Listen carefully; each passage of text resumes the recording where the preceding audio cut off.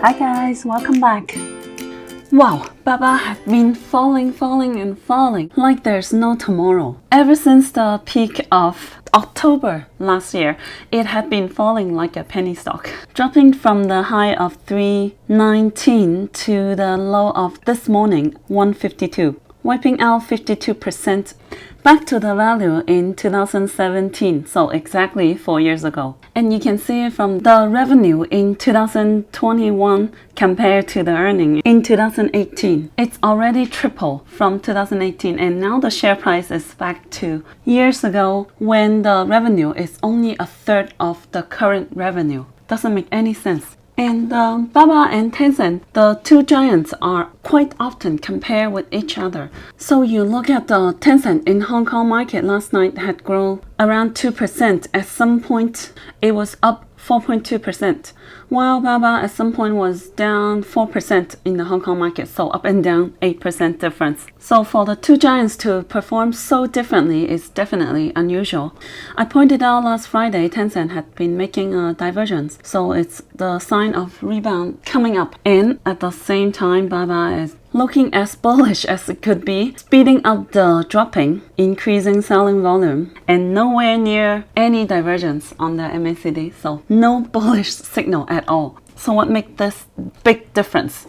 First of all, because Alibaba was mainly listed first in the US stock market, while Tencent was mainly listed in the Hong Kong market, with the ADR traded at the OTC market for the US stock market. So more US institution funds hold Alibaba than Tencent. So with this Chinese stock market crash, especially the ones listed in US, BABA would drop more than Tencent to begin with. So with so much scary news going on recently from the government doing a lot of internal regulation within the country, a lot of the big institutions are selling out their Chinese position. And I think betting on Alibaba and Tencent would be similar with betting on the Chinese economy. And this whole crashing is like a deep cleansing to shake out whoever have doubts about the Chinese growth, leaving only the ones who strongly believe in the growth story of China remaining inside the positions. The big investment fund Soros exited a lot of the Chinese stakes. They sold out all of the position in Alibaba, as well as BAIDU, Tencent Music, IQ. Basically, all the stocks that had a big crash after the Archegos margin call, Soros had bought a lot of the dip at that time and had recently cut all the losses with the recent dip, revealed in their Q2 filing. So this is a clear message of, I admit it was a mistake to buy the dip and I'm cutting loss whatever cost it is. Same thing with Cathy Wood. ARK Invest sold out many of their Chinese positions as well, including a large chunk of Alibaba shares, which they also bought the dip heavily during the big fall last year in December, when Alibaba was at the beginning of the anti-probe investigation. They bought in heavily, Alibaba and Tencent both, and they sold out both positions almost. Recently, with all the regulations going on, a lot of big institutions are admitting that it was a mistake to buy the dip and cutting loss without looking at the price. So that would explain why the irrational falling like this and increase of selling volume as well. And it would make sense when you hear stories like this, news like this going on. It would make you want to cut loss too. It's very hard to hold faith in these stocks at this moment, even though you know that it's extremely undervalued. It's getting more and more undervalued, cheaper and cheaper. Alibaba and Tencent have never been this cheap since their IPO, with the PE ratio of 18. For Alibaba and Tencent, also 18. They have never been this cheap. So this is a deep cleansing of the Chinese stocks to do extremely heavy shaking. So then whoever remain in the end after these few months would be someone that's very bullish on the Chinese growth story, have strong belief in China, because while these big investment funds are selling out of their position, cutting big losses, there are other institutions who are bullish still and increasing their position. For example, BlackRock, the biggest investment investment fund in the world, had had some unusual activities with the Alibaba shares. Media had reported their Q2 13F filing and found that BlackRock had sold out 88% of their Alibaba position, which was 74 million shares. This looked very scary, right? And because BlackRock is the biggest and most respected investment funds in the US and also the world, I think a lot of the other institutions would have followed their activity. And then the turning point was later when other media had found in the Hong Kong Exchange System CCASS that BlackRock did not reduce their position in Alibaba but just swapped it from American stocks to Hong Kong stocks. So this is another reason why you should not believe in what the media reports, because they tend to exaggerate the fears. And at the same time, you see the big investment guy, Duan Yongping, who was famous for buying the dip, had started to buy the dip of Alibaba since last week. He had already started to buy second time the dip of Tencent, and he had expressed that the more it dipped, the more he would buy. So the sure thing is, there are some institutions running away, selling out of fear. There are other institutions that are countering the trend and buying the dip out loud. But the stock market is also a battlefield between the long and the short.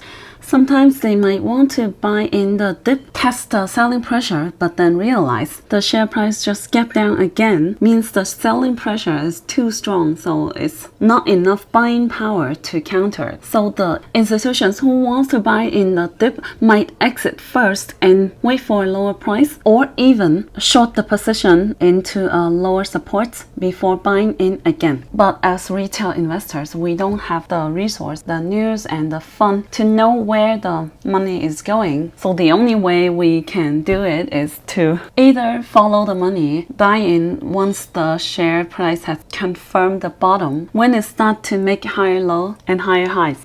Or you can ignore all the noises and just look at the valuation of the company and buy in the dip slowly when you think every time it's at a reasonable price. But separate the investment into a few dips instead of going all at once.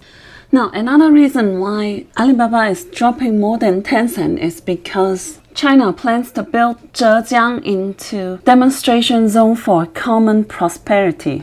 Common prosperity is a hot subject recently for the CCP, as they plan to do a lot of wealth redistribution to kind of even out the income more and also close down the gap between the poor and the wealth, starting in the province of Zhejiang. And we know that Alibaba is located in Zhejiang province, so people are more worried about Alibaba than the rest. For this, I think it's hard to know the actual plan, the actual effect of this on the bigger companies. It's too early to judge, but I guess there are two sides of every coin. The downside is that it would hit mostly the niche class, the extreme rich, the billionaires, and at the same time it would boost the middle class, increase the purchasing power for the bigger population. And who would benefit the most would be consumer section. So at the same time, the Alibaba would be able to be benefited from this as well. So there are two sides of the story. In any way, I think the intrinsic value is just more than the share price. It should be able to support this valuation. Especially, I like to compare the market cap and valuation between Nvidia and Alibaba. And the gap is getting bigger and bigger. Before, Alibaba was still slightly more than Nvidia. And now Nvidia's market cap is about 20% more than Alibaba's. One's PE ratio is 77 and the other PE ratio was 18. This is the screen cap I did recently in the morning.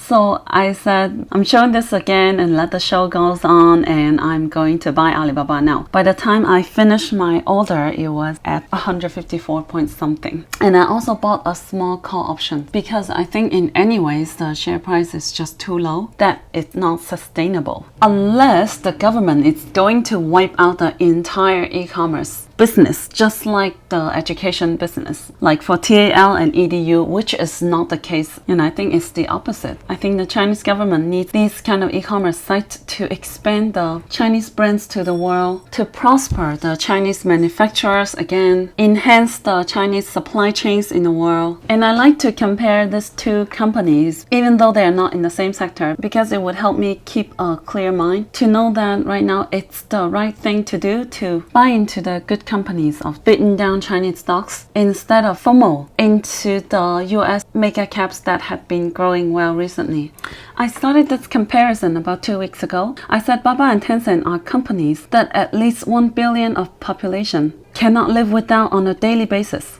In my opinion, far more influential than any other companies in the world. Especially it is influential in an up and rising market with the biggest and fastest rising middle class. Especially the new tech they're developing, the amount of innovation they're doing at the same time, the AI technology with the biggest data they have collected over the years, and the chips they would be designing in the future might not be worse than Nvidia's. I think there's a chance that they're working on many things that we are not aware of yet. And with the trend that's going on, I think the future design of the chips would be more and more the in-house production for many tech companies. Like for example, NIO would be making their own chips. BAIDU had been working on their own chips already. Now that growing the chip industry is almost the top priority for the Chinese government. And this would not be just one company's effort. It would be the whole supply chain, the whole country, from companies to talents or people. All team effort together. So I think it would be a big trend for many tech companies to design their own chip within the country. And you see, recently Tencent had announced to be also investing big into the semiconductor chip business. Tencent ventures into chip R&D and design, a new focus of the Chinese tech giants. Tencent starts AI chip design after Alibaba and BAIDU. So all of the BAT, BAIDU, Alibaba and Tencent are all working on chip design. And they've got great advantage. They have the biggest amount of data collected in the world by far. And they had invested in artificial intelligence years ahead. With the top priority of chip industry of China in the coming years, I think it's very, very likely that the Chinese chip design can catch up with the US. By design, not manufacturer. Nvidia only design, not manufacture. So this is why I often compare Nvidia and Baba, because their valuation makes me more and more confident that this is a market illusion. There's a saying that the market is always right, never bet against the market, right? But I think the market can also be illusional. It would lure you into thinking a certain way. That doesn't necessarily have to be the right way. And I do think right now there are a lot of things going on with the tech giants, the BAT, and they're not releasing, or maybe they're pressing down all the good news yet to come. Once the dust has settled, some people are worried about the growth slowing down from Baba because of the e-commerce and Ali Cloud. But I think they have spread out their innovation in many fields, and we would see more and more growth side. For example, Ali Health has shown steady growth, and they just turned profit recently, which have had a much better growth in the Hong Kong market yesterday, much better than their parent company. So that's just one of the businesses. And among all of them, what I am the most bullish is still blockchain. I said that I think 2021 is the beginning of blockchain technology. It is a sector too big to miss, and one of my main focuses for the second half of 2021. But I have seen so many analyst articles and reports about Alibaba, and very few of them have any mention about Alibaba on blockchain technology, which I find it very weird because they are the largest blockchain patent holder in the whole world.